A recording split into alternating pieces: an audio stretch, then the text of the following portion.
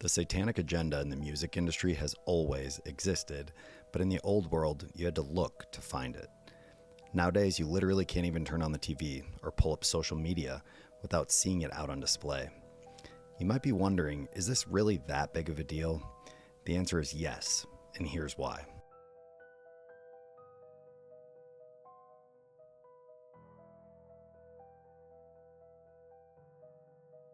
Having come from the music industry myself before finding Jesus, I'll be the first to say that the content we consume affects us way more than we think. Kanye West had a lot to say about the music industry back in 2020, and I know since then he has fallen off the wagon spiritually, but that's just more reason to pray for him. So check this out. God using us to show off, to show God is better than the devil. The devil took all the producers, the musicians, the designers, moved us all out to Hollywood, moved us all out to New York, chasing gold statues. Literally signing a contract and selling our souls. They got contracts out there that say, you can't say Jesus. When we was working on this album, people used to be coming over the studio just to say Jesus as loud as they wanted to. You can say Jesus in your studio.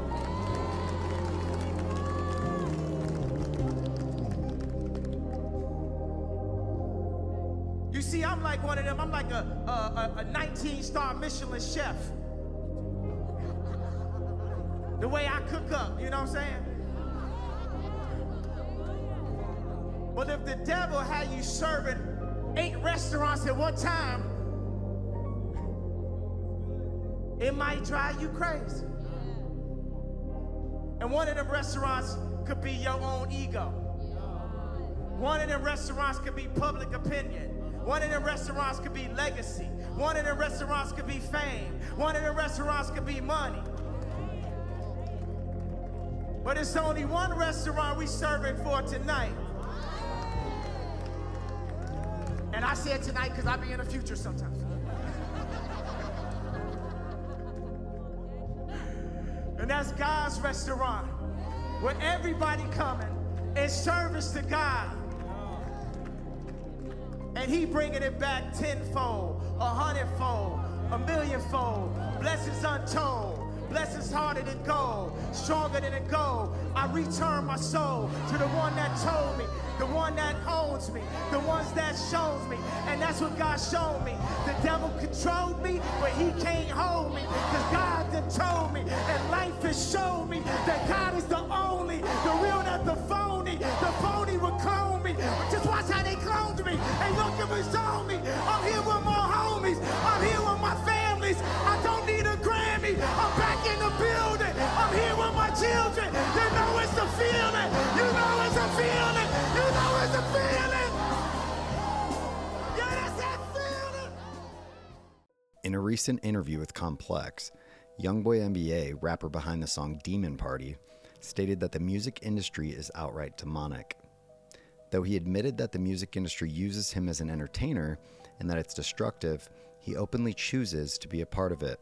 You said that music, like in terms of getting paid, it's like the biggest thing in owning all your art. Yeah, because Atlanta is the mind industry that I chose to be a part of. So it's like I accept that I run with it, but don't be a dominant at the same time. You gotta understand they using me as entertainment, and this shit becomes self-destruction too. Cause I ain't no entertainer. You know, some shit can be spoke on. Why? Man, that shit is to be continued. Is in terms of like every time it's It'd be one thing if these artists were just holding these beliefs as personal, but the problem here is that it's reflected in their work, and ultimately it's being pushed as an agenda against the fans. It's extremely common for artists to perform satanic rituals on stage, which is meant to be an act of worship to Lucifer, typically in exchange for power. Just like Christians worship a church, so do Satanists at their events. And by singing along as a fan or even intentionally watching, you're immediately at risk of opening spiritual doors and coming into agreement with demons. You might think that I'm reaching here, but don't take my word for it. Science confirms that music has profound spiritual effects. Whether through chanting, worship music, or binaural beats, music serves as a bridge between the physical and the spiritual. Neuroscientists at the University of Utah found that spiritual experiences like worship, prayer, deep musical immersion activate the ventromedial prefrontal cortex, which is associated with divine connection and emotional peace. The Bible also confirms this in 1 Samuel 16:23. And whenever the Spirit from God came upon Saul, David took up his lyre and played. The relief would come to Saul. He would feel better, and the evil spirit would leave him. The bottom line is this: Satan is the prince of this earth, and he will literally do anything he can to win your soul, especially through media and music. If you don't believe me, if you think I'm crazy, that's fine, but I would leave you with this challenge: to cut secular music for 1 week and only listen to praise and worship music. I swear, if you do that, it'll make a massive impact in your daily life, a noticeable change. Now is about the time that I ask, if you're not currently subscribed to my channel, but you do like content like this or Christian content in general, to please go ahead and subscribe so you never miss out.